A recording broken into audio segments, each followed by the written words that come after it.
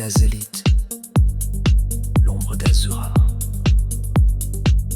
Sur la planète d'Azura, où l'océan sans fin murmure ses secrets, où le ciel se noie dans des vagues d'azur et des écumes d'étoiles, une légende flotte plus ancienne que le règne du roi créateur.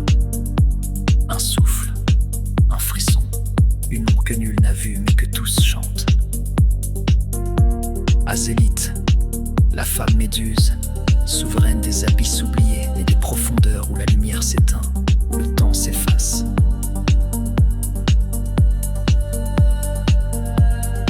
Azélite n'est pas fille du roi, ni de ses édits sculptés dans le corail. Elle est l'enfant du chaos primordial, un éclat d'âme océanique. Forgée lorsque l'onde cosmique dansa, avant que le monde ne prenne forme, dans les entrailles d'Azura, où l'eau pulse comme un cœur vivant.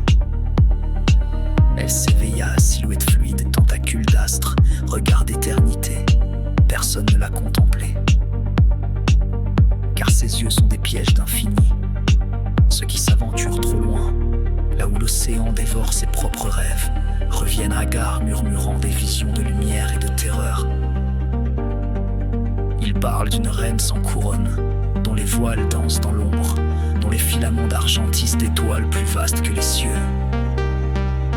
Azélite, disent-ils, et partout et nulle part, souffle dans chaque vague.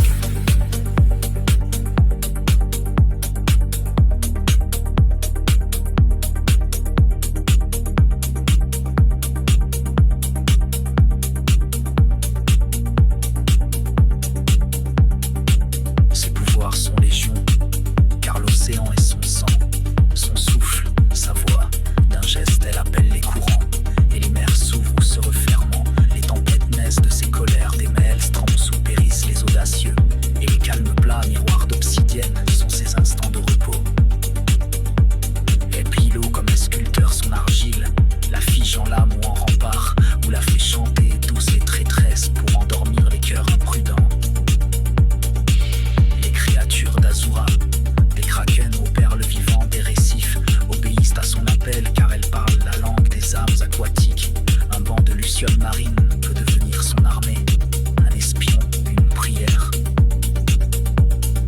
Les léviathans des profondeurs, monstres que le roi lui-même redoute, s'inclinent devant elle, gardien muet de son royaume sans nom.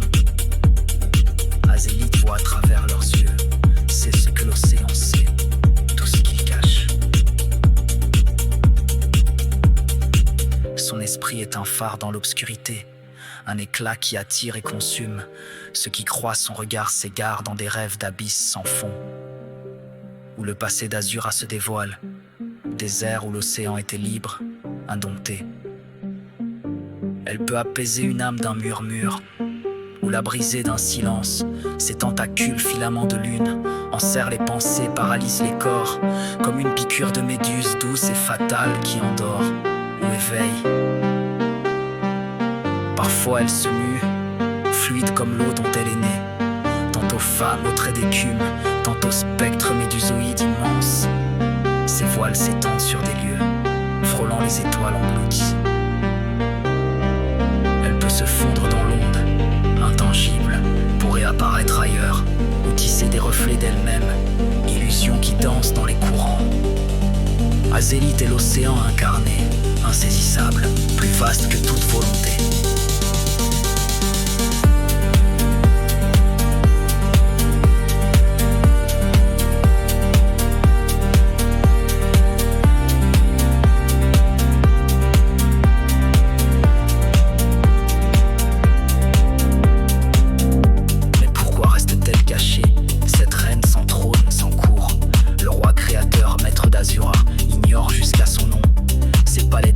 Ses flottes d'ivoire, ses lois gravées dans la pierre.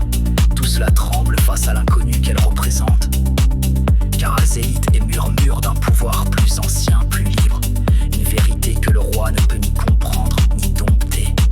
Le peuple, lui, chante son nom dans des berceuses et des malédictions. Les pêcheurs lui offrent des coquillages, priant pour des mers clémentes. Les poètes sculptent son image dans des odes taillées dans le vent.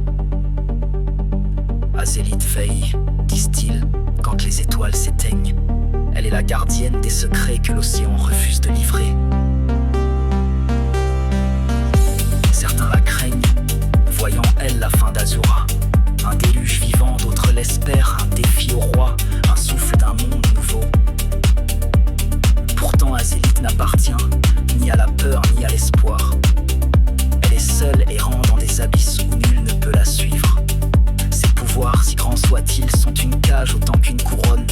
Chaque tempête qu'elle soulève trouble l'équilibre qu'elle chérit. Chaque vision qu'elle offre la lie un peu plus à ce qu'elle fuit. Azélite, disent les vagues, est une âme qui ne peut s'arrêter de danser. Et ainsi la légende perdure, portée par les marées et les chansons. Sur Azura, où l'océan est tout, Azélite est plus que tout. Un mystère qui pulse dans chaque goutte, chaque reflet, chaque silence. Un jour peut-être, elle surgira des profondeurs, lumière ou apocalypse. Mais pour l'heure, elle veille, ombre mouvante, reine des eaux sans fin. Azélite, la méduse d'Azura dont le nom est un écho d'éternité.